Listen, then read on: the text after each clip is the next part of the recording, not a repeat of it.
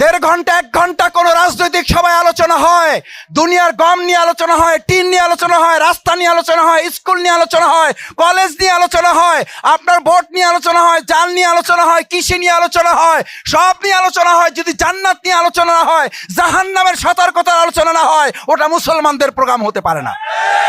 ভাই, এইটাই কি আমাদের শেষ জীবন, না আরেকটা জীবন আছে?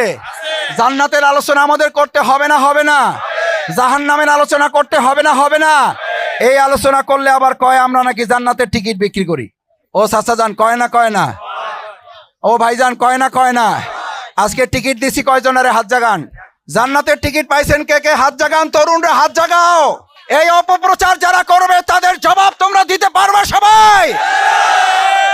আমরা জান্নাতের টিকিট দেই না, কিন্তু জান্নাতে যাওয়ার জন্য আমরা সবাই মিলে চেষ্টা করতে চাই।